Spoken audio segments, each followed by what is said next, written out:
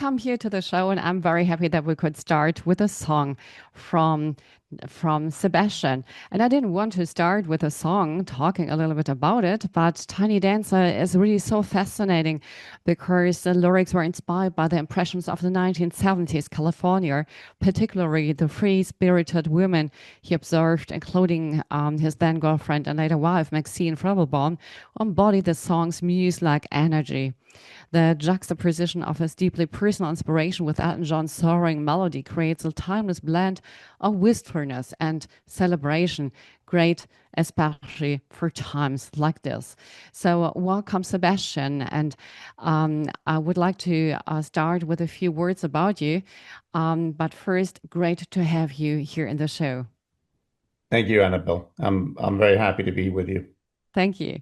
So, a few words about you. You are an international renowned photographer, adventurer, and environmental activist.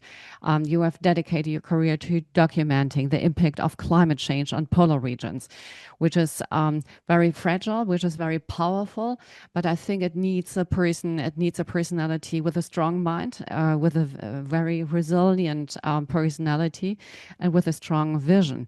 Because what you see is something we all don't see often, and you go especially in these regions where others try to escape from with their ideas about not losing the wishful dream of a world where everything is in order, where the nature is fully nice and everything is fine. And your work often bridges the gap between art and advocacy. As I said in the beginning, you create narratives that highlights the fragility of the world, and on the other hand, the beautiness, so that people feels the need to really engage in this. And your photographs have graced the pages of National Geographic and exhibited in galleries worldwide. You're also part of the Explorers Club, and it's often served as a kind of wake-up call to the devastating effects of global warming. And we talked also already about your book, which is great. I have it at home, and I love it, not only because of the great pictures, but because of being thankful for this greatness we have in the nature, and knowing that it's right that I put all my power in this topic. Well, thank you very much for these kind words. Yeah, I would make one slight distinction, and perhaps mostly about vernacular, but I don't really consider myself an activist as much as an advocate. It's a small distinction. I have great respect for activists who are much more active than I am in frontline circumstances. My work is mostly, my background is in science as well, so it's mostly as an analyst and an advocate. I try to simply highlight, the marriage between science and art to a large extent, and to try and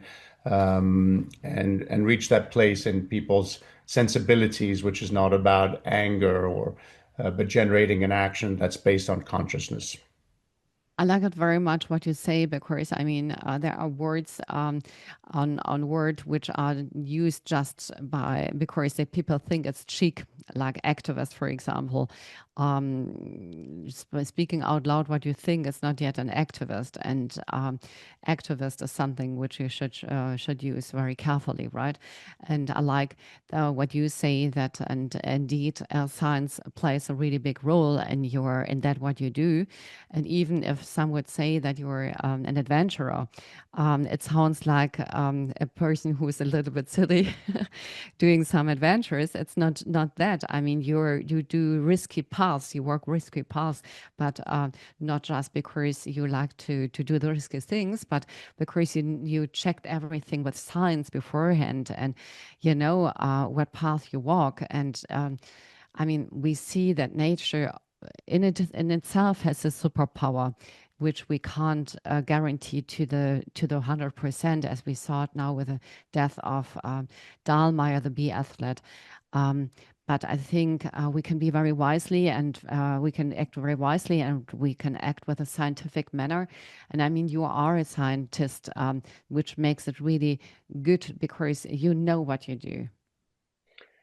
Yes, I mean, look, I think that there are many, all roads lead to Rome, and I think it takes a village. As I said, I have, we need activists, and I am very much in support, Mm. of people who are very vocal and very present. And I think we all build on precedents to a large extent, what other people have done in order to inform our sensibilities. And then beyond that, it really has to do with, with what you're comfortable doing. And, for me, I'm mostly a geek. I mean, I work, in research and then I work in the field, deep field missions. And I just like to share the simple facts and the data of what comes out of it. And hopefully that does inform activism to a large extent. But I were perhaps more active in the front lines of people who do march in streets, and I've done it on occasions, but it's not necessarily the strength of my work. But I really do Yeah. admire, those who do that well, whether it's in defense of, indigenous populations in the Amazonia or obviously on issues of climate change. How we talk about it sounds maybe for some people outside as if you are more scientist and distance to this, but the opposite it is. I mean, you are also, of course, very emotional involved in this. Otherwise, pictures like this, how you do it and prepare and produce it with your works, can't really be created. Would you like to share with us your greatest or your biggest emotional moment documenting the Arctic a moment which you want to share with us that we are where we can also see how much seeing something, being there can change a human being? Right. So it's a great question. And obviously I've been doing this for about 35 years, and there've been many chapters, many events, many circumstances, many encounters, all of which, leading to this personal inspiration, because needless to say, the fuel of my work is for me to be inspired by the nature that surrounds us, and to be, to a large extent, yeah, a communicator and an amplifier of nature's voice, because I think this is what we are, at risk of losing in a world that is dominated by technology, is the fact that technology in itself, has no purpose unless it is working in communion with the world that we inhabit. Because there will be a day where technology will no longer be present, but nature always will be. And this is another way of saying that we really, really need nature in order to just exist, and in that sense to be coexistent with it. So, my experiences, as you very justly said earlier, is really to bridge the gap between emotions and facts, and to try and tell the narrative of nature, which is ultimately science. Because the world is essentially chemistry, biology, and physics, and that in itself could be just a sort of cold-hearted way of looking at things. And yet, the picture that it paints is this sort of, sublimation of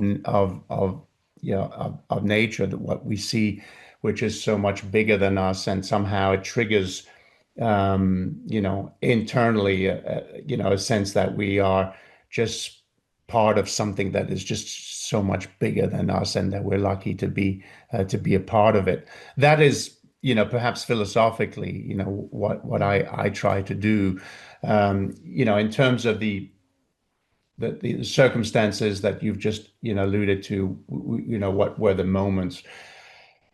These moments are a million a day. I mean, I specialize in polar regions, so my background is really specifically about the ice. I study the ice. I'm a polar explorer, as it were, perhaps in the old world, version of that, meaning that I spend a lot of time walking on skis and covering miles, and through the course of that, the journey is both external and internal. So, I get to not just discover things that are around me, but I also get to discover how I respond to those things and how I fit within this forum of nature. And one of the great things about working alone, which I do a lot, is that you really get to reinvent yourself and the world that you live in. And then, of course, after that, the challenge is to come back and to try and apply, those realization in a world that continues being what it is in spite of your own internal transformation. Is religion there a good partner in these times where you're alone? Or have you found your own spirituality to deal with situations where you are alone and get massive pictures, get confronted with a lot of nature in front of you? Well, I mean, I think that nature in itself is a religion. I think that the sublime that we experience, Mm. and particularly, the scale of what it represents relative to who we are, which is a tiny little speck, right? I mean, if we look at time scales, both planetarily, but also, of course, universal. It's very, very quick that we become rather insignificant. So and I think nature itself could be seen in that sense as a religion. I personally, because I'm more empirical, my background is more sort of fact-based, I guess. It's in my nature, that I abide more to philosophies than to religion. And so, Mhm. I like Buddhism. I practice Buddhism. I wouldn't call myself a Buddhist exactly because I'm not as, my practice is much more liberal, I guess, than some of my Buddhist friends. But I do really abide by the sense that I think, that the God is within us, that we are God in many ways, and that there is something really extraordinarily beautiful about the marriage of nature and humans. Mhm.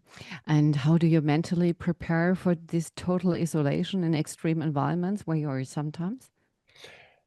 It's a great question. There isn't really all that much that you can do to really prepare yourself to the more extreme end of polar travel.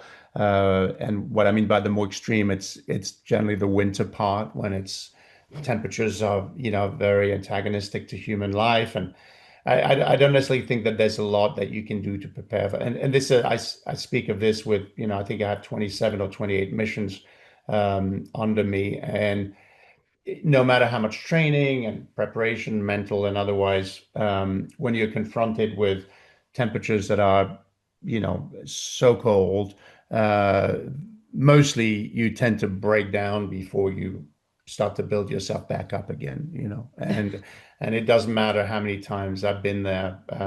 If you're anywhere, north of, minus 35 to 40 below in Celsius, the body simply breaks down, and the spirit is quick to follow. So you just need guardrails to sort of keep yourself going for the first 3 or 4 days, and then progressively you start to rebuild yourself.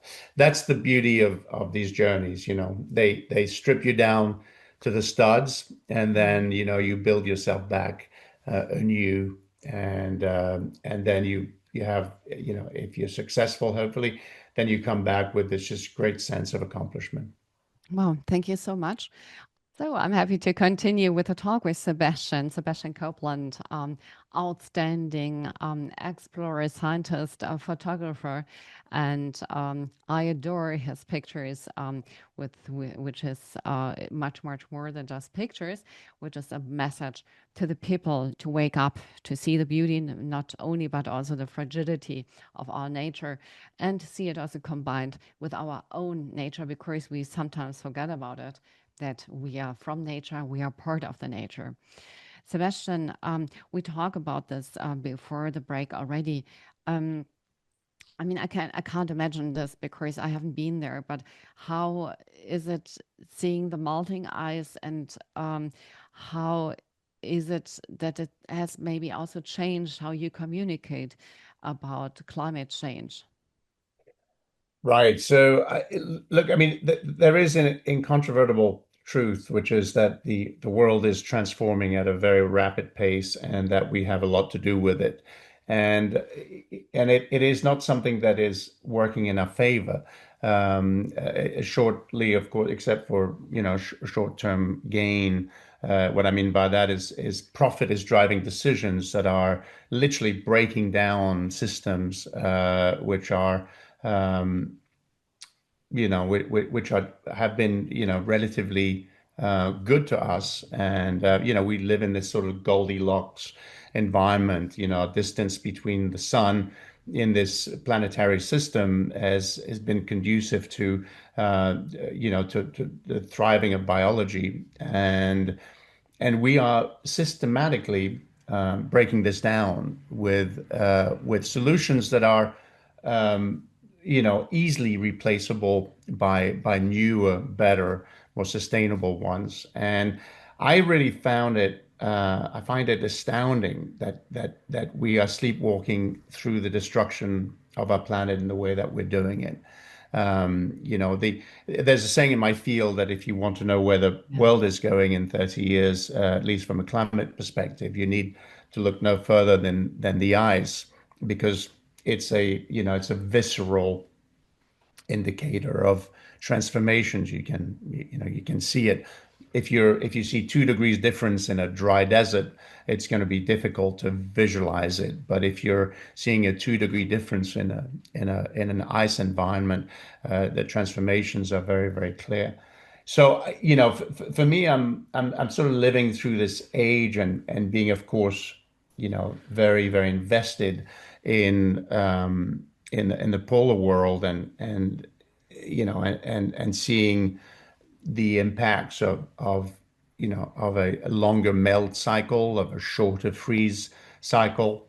Its impact not just on biology, but also on indigenous populations, and of course, in a more intellectual way, understanding what the global consequences are for a multitude of systems, all of which conspire to throw off balance what has been essentially the last 11,500 years of prosperity for us, from the standpoint of seasonal and farming cycles, and generating calories that have sustained our growing demographics, etc.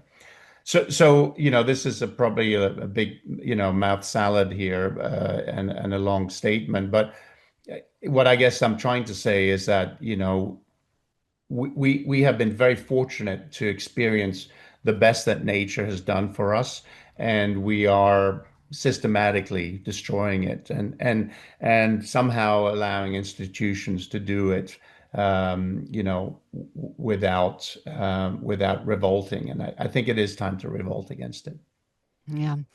I mean, what you are expressing is something which also make me sad every day, but on the other hand, giving me power to do what I do. And I mean, we do what we do, but what I sometimes don't understand is, I mean, these things, or understanding what is happening, that we are destroying our ecosystem.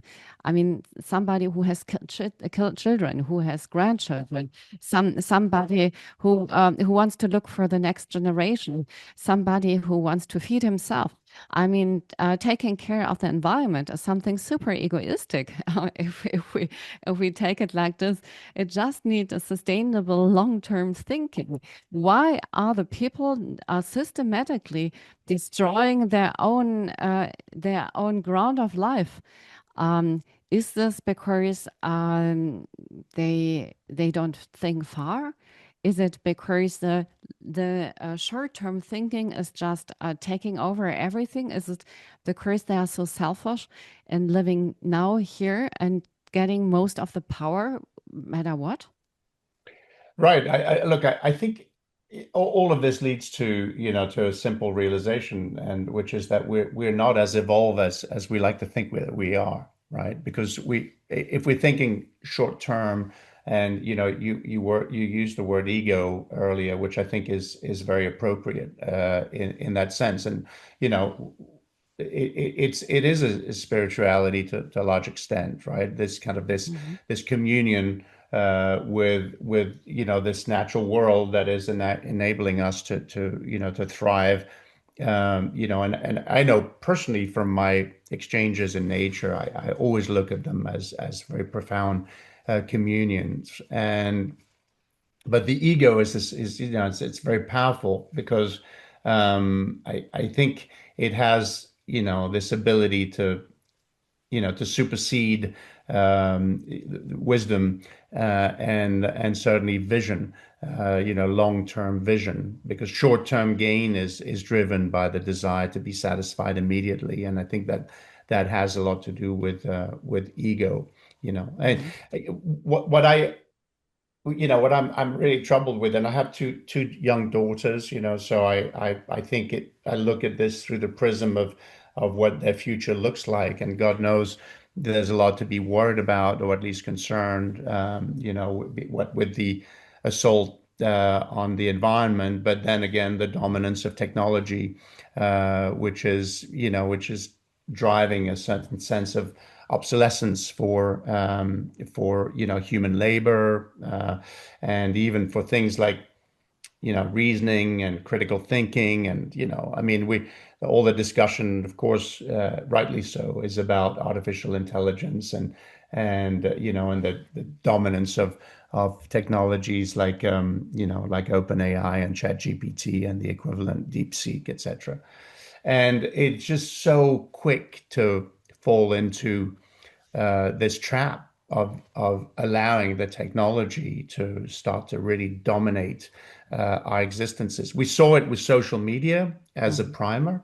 How all of a sudden technology was starting to really take over our need to be constantly fed with entertainment, and now the algorithms like ChatGPT are literally informing people's decisions, life decisions. They're using them as a coach, to sort of, some teenagers are now absolutely addicted to what a ChatGPT analysis,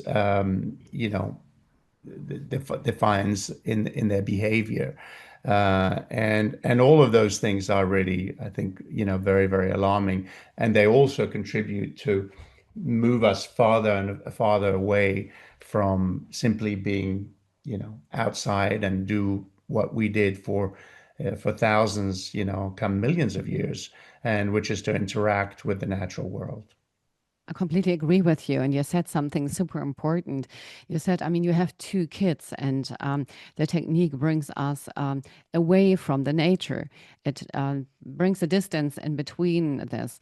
And how, if the kids don't have a connection to the nature, how can they defend nature? How can they have a feeling why nature is so important if in their life nature has no meaning? And sometimes I'm also supporting a lot of people with migration background getting into the country. And I often ask these people, have you been in the forest? And they say, forest? no, why should I be in the forest? I want to get money. I want to have a good life. I said, yes, but forest is a part of a good life. Because if you're not supporting the forest, how do you want to have a good life?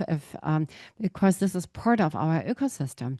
If we have no relation to this, then how can we have an emotional base? How can we fight for something we don't know? What do you think? How can we bring this nature back more to the people's um, reality now to the people's daily. I mean, I want before I give this question completely to you, I want to give you one or share one experience with you. There was a discussion at DLD, and we said it's important to bring the people back there. They should go there. They just experience there. Must be a must for the people to go once a week and the nature at least to feel. Also go barefoot, experience all these connections to the nature again. And somebody said, oh, it's much easier. I mean, we have to bring nature to the people, not vice versa. And he said, what if we create a hologram of the word and of the nature, and the people can step into this hologram, and then we create also some good smell, artificial smell, and the people smell how it is, and we give them the glasses of virtual reality, and then the people can feel how it is with forest. And I was really shocked because I said, why do you need this? Why do you not just taking a ride with your bicycle, go by foot, out in the nature, just do it? Why just taking technique for everything? I don't understand that. Yeah, that's a very good point. I mean, to be reversing engineering nature when nature is already so perfect, Yeah, that's it's a very good analogy to what we had just been talking about, with respect to ego. It's not because you have the capability to do something that you necessarily should exercise, that capability. There is something which is, yeah, as you pointed out earlier, just about stepping out into into nature, and then nature speaks, and then by this exchange we are more prone to actually be able to listen to nature speak, and nature speaks all the time. It's just that we are creating so much brouhaha around it that we're not capable of hearing what it's saying. And for those of us who spend a lot of attention, spend a lot of time, pay a lot of attention to what it's saying. It's not speaking, it's actually screaming. But of course you need to have receptors in order to hear it.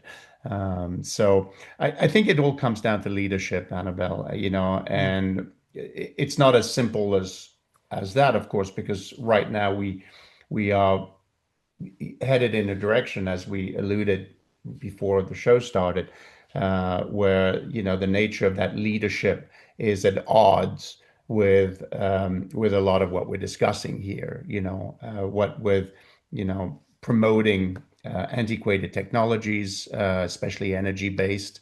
What with revisionism, and sort of rewriting the nature of history and what has happened. And I think that for sure it feels like we're in a sort of retrograde motion at the moment. We feel like we're moving forward, but I think the principles, the very deep principles of what it is to be human within the context of this great natural world, that relationship is definitely in retrograde at the moment.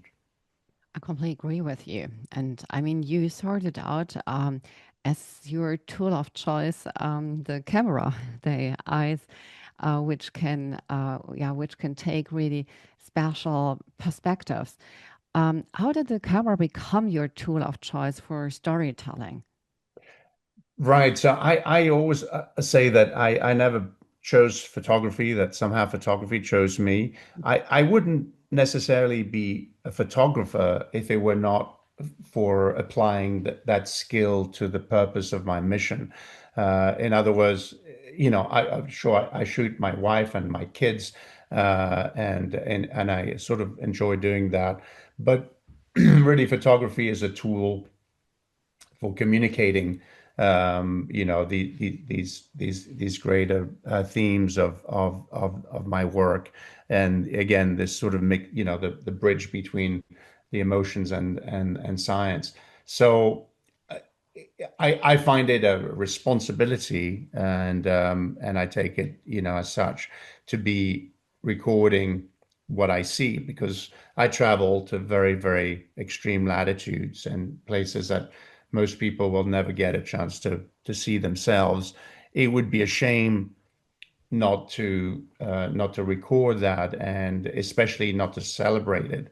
And photography is wonderful in that sense, because it does, capture these little moments of time, and these are these little capsules that exist forever, at least, for a very, very long time. And not only do they speak of what is presently, but they will eventually speak of what was, right? And so I spent a lot of time. I just came back. I was for 7 weeks in northern Greenland, and I spent a lot of time with Inuit, as it were, hunters, so indigenous populations. And I look very much at my work. It's a little more multidisciplinary at the moment. It sort of mixes, the interaction of climate change with local populations and cultures, and cultural identity and tradition, etc.